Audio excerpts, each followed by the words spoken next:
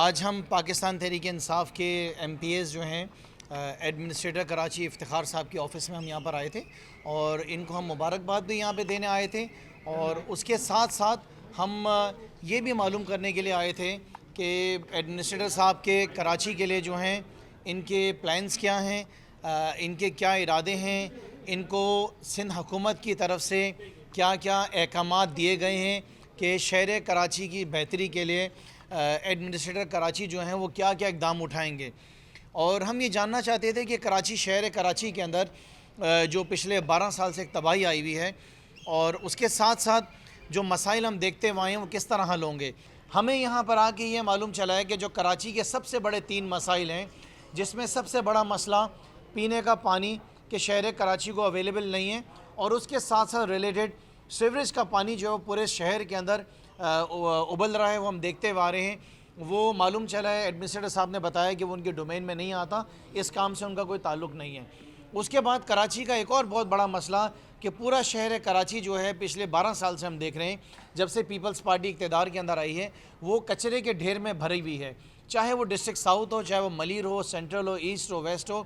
ہر district کے اندر ہمیں کچرا نظر آتا ہے۔ تو ہمیں بڑی امیدیں تھیں کہ کسی طریقے سے اب ایڈمنسٹریٹر صاحب آئے ہیں مراد علی شاہ صاحب کی مرضی سے، تو ہمیں امید تھی کہ اب شہر کراچی کے حالات بہتر ہو جائیں گے۔ تو ہمیں پتہ چلا کہ ایڈمنسٹریٹر کراچی صاحب کے اختیارات کے اندر صفائی ستھرائی کا نظام بھی نہیں آتا ہے۔ تو چلیں جی، پہلی امید بھی گئی صفائی کی، دوسری امید بھی گئی پانی کی،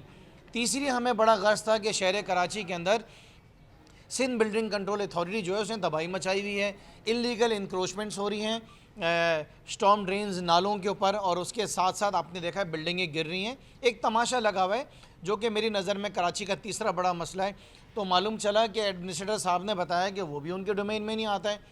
ہم نے کہا چلیں جی، ہم امید کرتے ہیں کہ ایڈمنسٹریٹر صاحب آپ کراچی کی ٹرانسپورٹ کے مسائل حل کر دیں گے، کیونکہ عوام ہماری آج تک 12 سال سے جب تک پیپلز پارٹی آئی ہے ٹوٹی پھوٹی بسوں کے اندر سفر کر رہی ہے۔ تو جناب اعلیٰ ہمیں پتہ چلا کہ جو ٹرانسپورٹ کا نظام ہے وہ بھی ایڈمنسٹریٹر صاحب کے جو ہے اس میں نہیں آتا، اختیارات میں نہیں آتا، وہ بھی نہیں کر سکتے۔ تو مجھے سمجھ میں نہیں آتا، یہ اتنی بڑی کے ایم سی کی بلڈنگ ہے، پھر سے اربوں روپے دیے جائیں گے، تو ہمارے ایڈمنسٹریٹر صاحب کریں گے کیا یہاں پہ؟ تو میرے خیال سے تو ایڈمنسٹریٹر صاحب کو ماموں بنا دیا گیا ہے، اور ظاہر ہے کہ پورا شہر کراچی اسی طریقے سے رلتا رہے گا۔ وہی Sindh solid waste management board, وہی کراچی واٹر سیوریج بورڈ، وہی سندھ بلڈنگ کنٹرول اتھارٹی، اور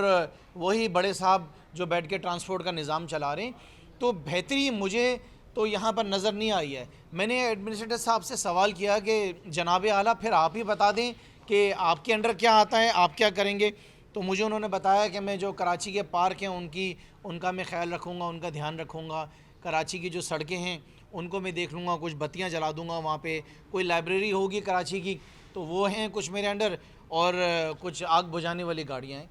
تو دیکھیں اس طریقے سے معاملات نہیں چلیں گے۔ تو میری سمجھ سے باہر ہے کہ جو ایڈمنسٹریٹر یہاں پہ مراد علی شاہ صاحب نے اپنے جو ہیں ان کو افتخار صاحب کو لگایا جو کمشنر کراچی تھے، وہ کریں گے کیا؟ میری آج بہت ہمدردی ہے ایڈمنسٹریٹر کراچی کے ساتھ، مجھے تو بڑا رحم آ رہا ہے ان کے اوپر، کیونکہ میں نے تو ان کو بتا دیا کہ دیکھیں جناب اعلیٰ کا شہر کراچی کے اندر کام نہیں ہوگا، کیونکہ اب تو رونا کوئی نہیں ہے نا، اب تو نہ تحریک انصاف کا کوئی بیٹھا ہوا ہے، نہ کوئی ایم کیو ایم کا بیٹھا ہوا ہے۔ اب تو ہم ایڈمنسٹریٹر کراچی کو ایسا دیکھتے ہیں کہ جیسے کہ وہ فرزند زرداری کا کوئی نمائندہ بیٹھا ہوا ہے۔ اگر فرزند زرداری کے نمائندے کے پاس اختیارات نہ ہوں، وسائل نہ ہوں، تو فرزند زرداری اپنا بستر سمیٹے صوبے سندھ سے اور ہماری جان چھوڑے۔